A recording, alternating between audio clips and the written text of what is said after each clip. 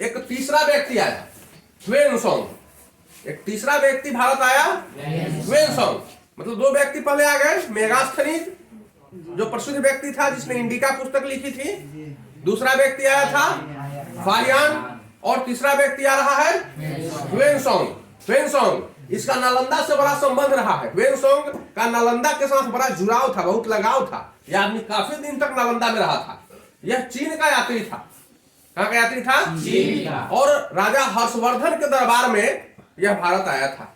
उस समय भारत में राजा हर्षवर्धन का शासन चल रहा था, बहुत प्रतापी राजा थे।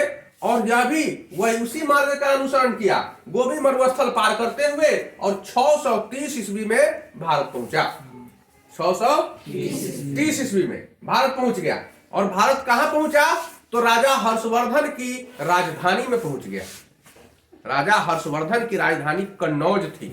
कन्नौज, वही कन्नौज, पीयूष जैन वाला कन्नौज, याद आ रहा है? वही कन्नौज। बहुत ही सुंदर प्रदेश, बहुत ही समृद्धशाली राज्य। हर्षवर्धन जिसकी राजधानी कन्नौज थी।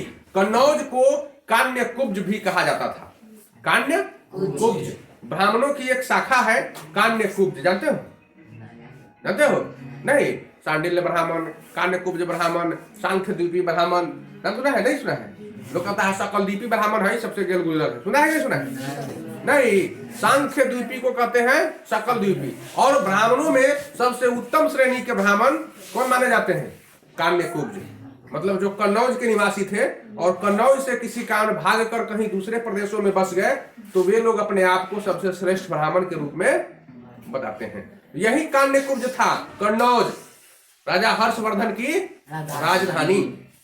अब थोड़ा हम जान लें कि यह जो ह्वेनसोंग भारत आया था, ह्वेनसोंग भारत आया था, इनका जन्म हुआ था 602 ईस्वी में। जन्म कब हुआ था? और मृत्यु हुई थी 664 ईस्वी में। 644 में, 664 ईस्वी में इनकी मृत्यु हुई थी 664 ईस्वी में। ये पूरे 62 साल के होकर मर गए। कितना दिनों तक दिया इन्होंने?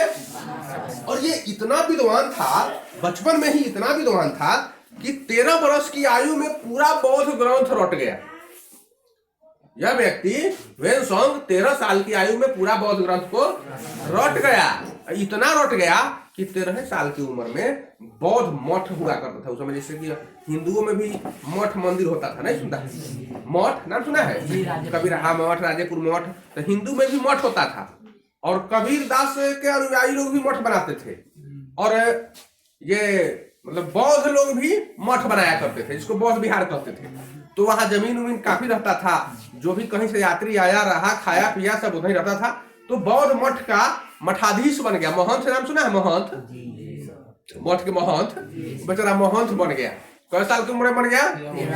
सोच सकते हो 13 साल का बच्चा कितना बड़ा होता होगा? कितना बड़ा होता होगा 13 साल का बच्चा? और वो व्यक्ति कितना विद्वान था कि लोगों से बहस कर गया।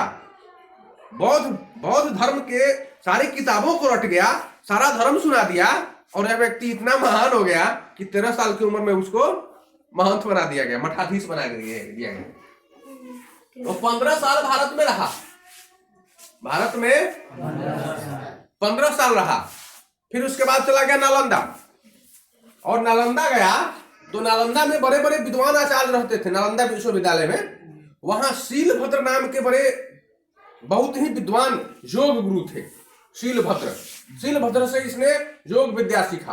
क्या सीखा? ध्यान लगाना, योग विद्या सीखा। ह्वेनसोंग ने किससे सीखा? शीलभद्र से। 15 वर्ष भारत में रहा ये व्यक्ति।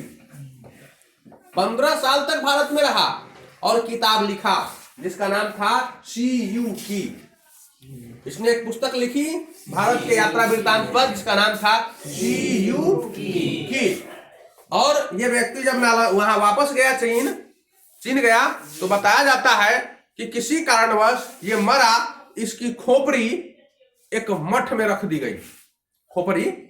और 1956 में यह खोपड़ी वही थी। दलाई लामा जब भारत लौटे, भारत आने लगे। दलाई लामा का नाम सुना है? नहीं सुना है? दलाई लामा नहीं, बौद्धों का बहुत बड़ा धर्म गुरु तिब्बत के बौद्धों का धर्म गुरु, तिब्बत के लोग उनको प्रधानमंत्री मानते हैं, अभी निर्वासित प्रधानमंत्री, और वो भी भारत में ही रहते हैं धर्मशाला में, ये हिमाचल प्रदेश में। तो वहां से उन्होंने खोपड़ी लेकर भारत आया और यहाँ आने के बाद उन्होंने बिहार सरकार को सौंप दिया। वह पटना के म्यूजियम में आज भी वेनसोंग का खोपड़ी रखा हुआ है, पता है?